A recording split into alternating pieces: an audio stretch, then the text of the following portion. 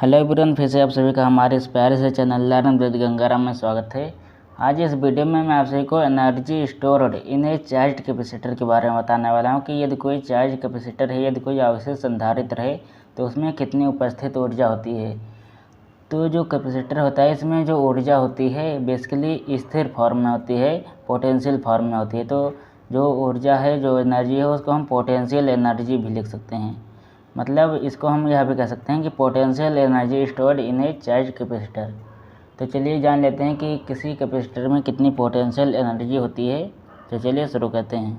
तो हम सभी जानते हैं कि जब किसी संधारित्र को चार्ज किया जाता है, आवेशित किया जाता है, तो उसको चार्ज करने में, आवेशित करने में कुछ काम किया जाता है। तो वही जो आवेशित करने में किया गया काम है ना, वही उसमें स्थितिज ऊर्जा के रूप में उपस्थित होती है। मतलब जो किसी कैपेसिटर, किसी संधारित्र को चार्ज करने में काम किया जाता है बैटरी के द्वारा, वही उसमें स्थितिज ऊर्जा के रूप में उपस्थित होती है। तो सबसे पहले यहाँ पर हम समांतर प्लेट संधारित्र की दो प्लेटें मान लेते हैं।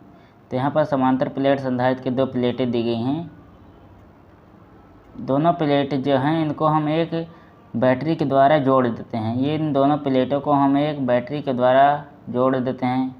एक प्लेट को बैटरी के धन टर्मिनल से तथा दूसरे प्लेट को बैटरी के नेगेटिव टर्मिनल से जोड़ देते हैं। अब यहाँ पर इस प्लेट को ए मान लेते हैं तथा इस प्लेट को बी मान लेते हैं। तो सबसे पहले हम मान लेते हैं कि जो संधारित्र है इसकी धारिता सी है। मतलब जो संधारित्र है जिसकी प्लेटें बनी हुई हैं उसकी धारिता सी है। माना संधारित्र की धारिता सी है। माना संधारित्र की धारिता सी है। माना संधारित्र को चार्ज करने में क्यू आवेश दिया जाता है। उस समय जो प्लेटों के बीच पोटेंशियल डिफरेंस का मान है वो डेल्टा भी है। माना संधारित्र को चार्ज करने में, माना संधारित्र को आवेशित करने में क्यू आवेश दिया जाता है। यहाँ पर क्यू डैश मैं मान ले रहा हूँ। माना संधारित्र को आवेशित करने में क्यू डैश आवेश दिया जाता है, क्यू डैश चार्ज दिया जाता है। उस स्थिति में संधारित्र की प्लेटों के बीच जो विभवांतर है, पोटेंशियल डिफरेंस का मान है, उस स्थिति में संधारित्र की प्लेटों के बीच विभवांतर जो है इसको हम वी डैश मान लेते हैं। विभवांतर वी डैश है। तो यहाँ पर हम सभी जानते हैं कि जो सी होता है, सी बराबर क्यू अपान वी होता है। तो यहाँ से हम निकाल सकते हैं जो वी डैश का मान होगा क्यू डैश अपान सी हो जाएगा। तो यहाँ से हम निकालेंगे तो V dash equal to Q dash upon C हो जाएगा। तो सबसे पहले हम सभी यहाँ पर आते हैं संधारित्र की प्लेटों के बीच। तो यहाँ पर जब संधारित्र को बैटरी की पॉजिटिव और नेगेटिव टर्मिनल से जोड़ दिया गया है, तो जब संधारित्र को चार्ज किया जाएगा, आवेशित किया जाएगा, तो इस पर पॉजिटिव चार्ज आ जाएगा और इस पर नेगेटिव चार्ज।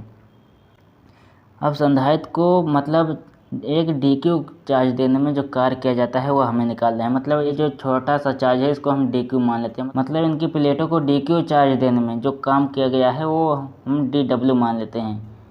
संधारित्र की प्लेटों को DQ चार्ज देने में जो कार्य किया गया है उसको DW मान लेते हैं। तो ऐसे धीरे धीरे इसको DQ चार्ज देते रहेंगे तो जो कार्य होगा DW होता रहेगा। तो ऐसे धीरे धीरे जो चार्ज का मान है धीरे धीरे बढ़ते बढ़ते तो क्यू हो जाएगा, और जो कार्य है धीरे धीरे DW करते करते जो उसको जोड़ते जोड़ते कार्य को वो W हो जाएगा, वो कैपिटल W हो जाएगा। मतलब जैसे धीरे धीरे इसको आवेश को देते रहेंगे तो जो कार्य होता रहेगा धीरे धीरे बढ़ता चला जाएगा और अंत में कैपिटल W हो जाएगा। तो वही यहाँ पर प्रक्रिया अपनाई गई है। यहाँ पर जब एक चार्ज को यहाँ पर इसको दे रहे हैं, पॉजिटिव टर्मिनल से पॉजिटिव चार्ज आएगा इस प्लेट पर, प्लेट ए पर, तो यहाँ पर एक वैद्युत क्षेत्र उत्पन्न हो गया। अब इस वैद्युत क्षेत्र में जो पॉजिटिव चार्ज है, जब यहाँ से दूसरा पॉजिटिव चार्ज आएगा तो उसको रिपेल करेगा। मतलब जब यहाँ से कोई दूसरा पॉजिटिव चार्ज आ गया तो यहाँ पर वो आने की कोशिश कर रहा है, लेकिन यहाँ पर जो पहले से चार्ज है वो उसको प्रतिकर्षित कर रहा है कि यहाँ पर ना हो। तो यहाँ पर चार्ज को बैठाने के लिए जो बैटरी है इसको कुछ काम करना पड़ेगा, एक्स्ट्रा एफर्ट डालना पड़ेगा, तभी तो यहाँ से जो चार्ज है यहाँ पर जाएगा। उसी प्रकार यहाँ पर नेगेटिव चार्ज है, जब इसको एक और नेगेटिव चार्ज दिया जाएगा, नेगेटिव चार्ज, तो उसको एक्सेप्ट नहीं करेगा। जो नेगेटिव चार्ज है इसको रिपेल करने की कोशिश करेगा, लेकिन उसके प्रतिकर्षण के विरुद्ध बैटरी के द्वारा कुछ कार्य करके इसको चार्ज दिया जाएगा। जो कार्य है वही पोटेंशियल एनर्जी के रूप में बैटरी में उपस्थित होती है। मतलब जो कार्य है वही पोटेंशियल एनर्जी के रूप में उपस्थित होती है, उसी को हम यहाँ पर ज्ञात करने वाले हैं। तो इसी प्रकार इसके प्रतिकर्षण के विरुद्ध बैटरी के द्वारा कुछ कार्य करके धीरे धीरे इसको पूरा आवेश दे देंगे और यहाँ पर इसी प्रकार नेगेटिव आवेश आता चला जाएगा। तो यहाँ पर धीरे धीरे इसको डी क्यू आवेश देते देते यहाँ पर जो आवेश का मान है मान लेते हैं क्यू आवेश दे दिया। तो क्यू आवेश देने में जो कार्य है डब्ल्यू हो जाएगा। तो चलिए हम उसी को निकाल लेते हैं। तो यहाँ पर सबसे पहले मान लेते हैं कि संधारित्र को डी क्यू आवेश देने में जो कार्य किया गया है वो डब्ल्यू है। तो संधारित्र को डी क्यू आवेश मतलब अति सूक्ष्म आवेश, डी क्यू यहाँ पर मैं लिख दे रहा हूँ, अति सूक्ष्म डी क्यू संधारित्र को डी क्यू आवेश देने में किया गया कार्य जो कार्य है इसको मैं डी डब्ल्यू मान लेता हूँ। यहाँ पर मैंने बताया था कि संधारित्र को डी क्यू आवेश देने में किया गया कार्य डी डब्ल्यू है। तो डी डब्ल्यू इक्वल टू जो विभव होगा, विभव मतलब पोटेंशियल डिफरेंस, विभव इनटू आवेश। मतलब जब यहाँ पर मैंने आपको पहले पढ़ाया था तो भी इक्वल टू होता था डब्ल्यू अपान क्यू। मतलब एकांक आवेश को एक बिंदु से दूसरे बिंदु तक ले जाने में जो कार्य किया जाता है वही विभवांतर होता है, वही पोटेंशियल डिफरेंस होता है। तो यहाँ पर भी equal to W upon Q है। तो यहाँ पर W equal to V into Q, मतलब जो डी डब्ल्यू है ये भी इंटू डी क्यू हो जाएगा, क्योंकि आवेश का मान जो है अति सूक्ष्म है। यहाँ पर अति सूक्ष्म आवेश देने में जो कार्य किया गया है डी डब्ल्यू है। यहाँ पर D W equal to V dash into D Q. तो यहाँ से वी डैश का मान हम सबसे पहले यहाँ पर रख लेते हैं। तो डी डब्ल्यू इक्वल टू हो जाएगा Q dash upon C into D Q.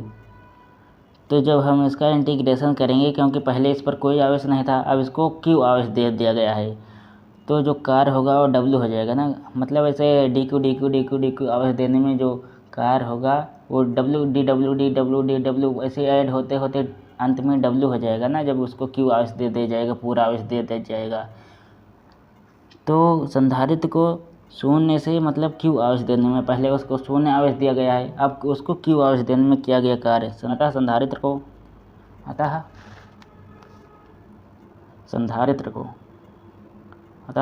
को 0 से क्यू आवेश देने में किया गया कार्य।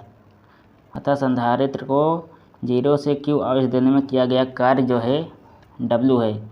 मतलब पहले जो आवेश दिया गया था 0 आवेश दिया गया था, कोई आवेश नहीं दिया गया था, लेकिन जब बैटरी जोड़ गई तो उसको क्यू आवेश दिया गया। तो संधारित्र को 0 से क्यू आवेश देने में जो कार्य किया गया है डब्ल्यू है। तो डब्ल्यू इक्वल टू इसका इंटीग्रेशन हो जाएगा ना, पहले 0 था अब क्यू हो गया, integration of 0 to Q D W. पहले कार्य था जो डी डब्ल्यू था उसका इंटीग्रेशन कर देंगे 0 से क्यू तक। तो जो डी डब्ल्यू की वैल्यू थी Q dash upon C into D Q. तो integration of 0 to Q dash upon C into D Q. तो यहाँ से जो सी है ये कांस्टेंट है, इसको हम बाहर निकाल लेते हैं। तो यहाँ से हो जाएगा डब्ल्यू इक्वल टू 1/c बाहर आ जाएगा।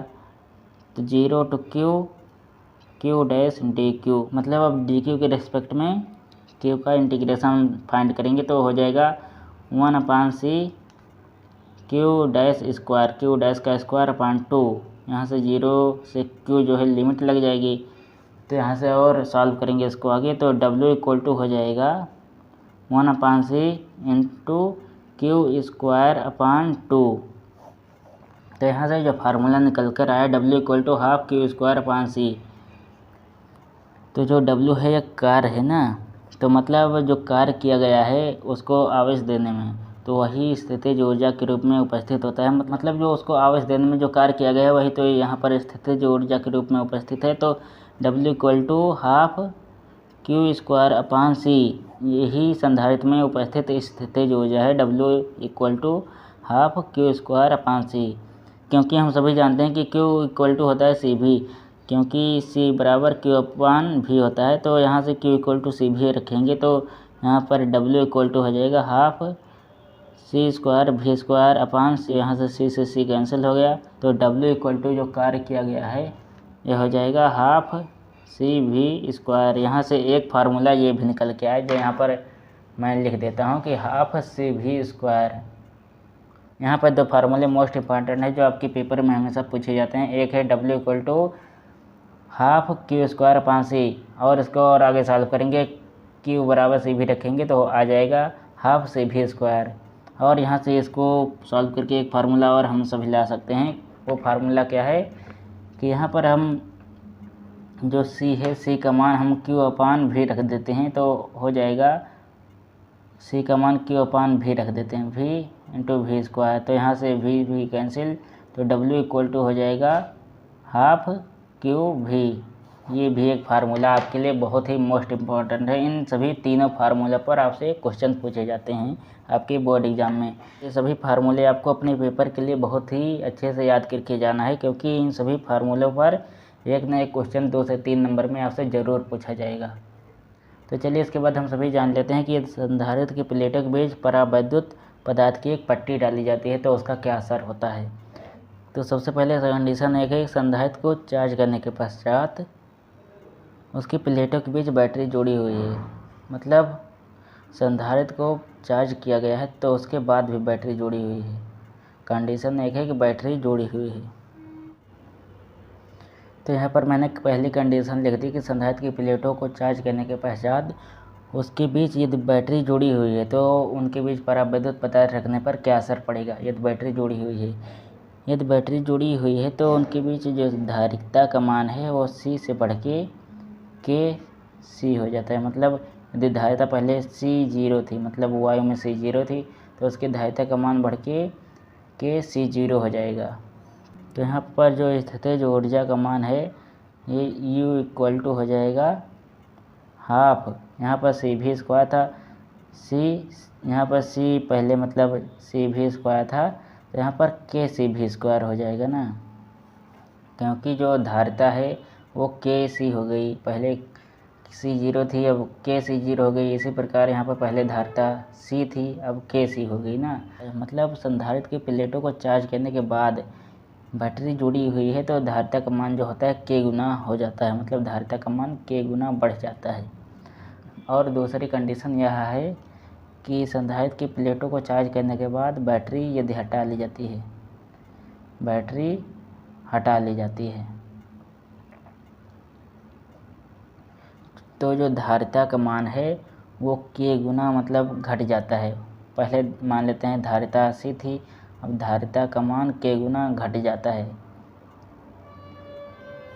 तो जो पोटेंशियल एनर्जी यू का मान होगा, स्थितिज ऊर्जा का मान, वो हो जाएगा half C V square upon के। मतलब जो धारिता का मान है के गुना घट गया। मतलब यदि संधारित्र की प्लेटों को चार्ज करने के बाद उसको आवेशित करने के बाद बैटरी हटा ली जाती है तो धारिता का मान के गुना घट जाता है, और यदि बैटरी जुड़ी रहती है तो धारिता का मान के गुना बढ़ जाता है।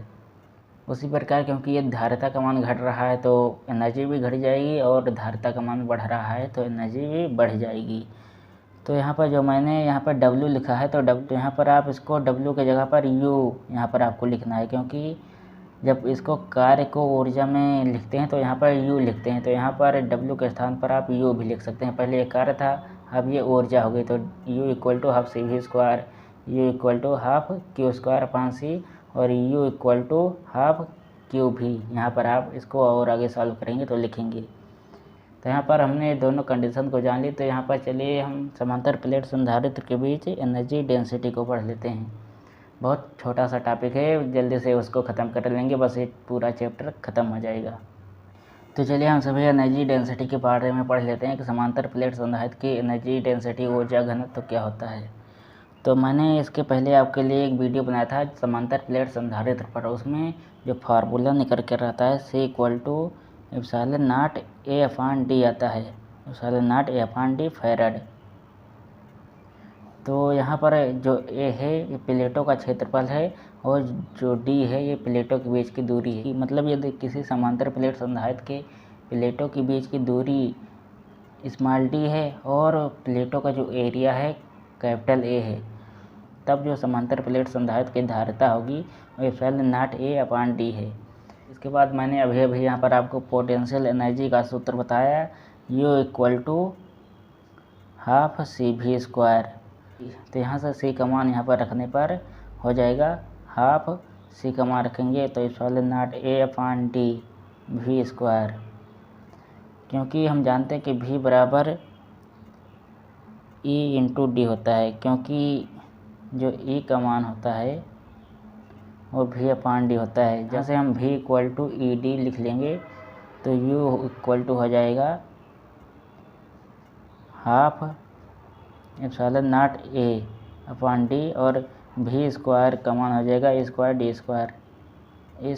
Into D²। तो यहाँ से D से D² कैंसिल हो गया, तो यहाँ से जो कैपिटल U का मान मतलब पोटेंशियल एनर्जी का मान आ गया half epsilon naught E² into AD, मतलब इतनी जूल ऊर्जा यहाँ पर उपस्थित है।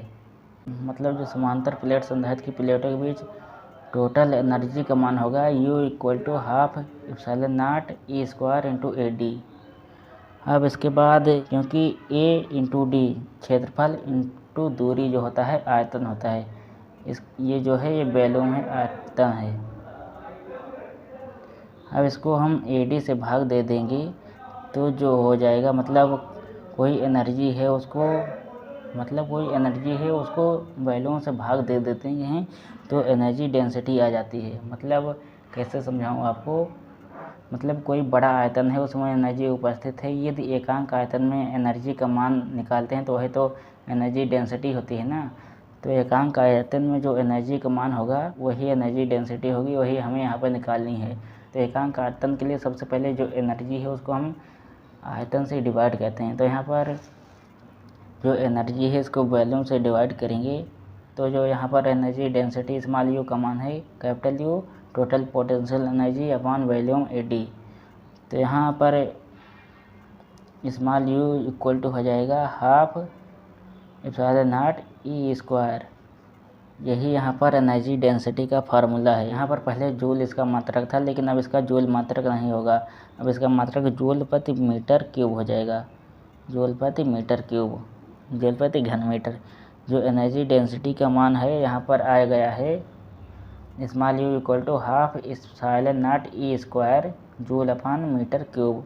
अब मान लेते हैं कि यदि समांतर प्लेट संधारित्र की प्लेटों के बीच एक परावैद्युत पदार्थ की पट्टी रखी हुई है तो एनर्जी डेंसिटी का मान जो हो जाएगा small u equal to half K epsilon naught E² joule प्रति मीटर क्यूब।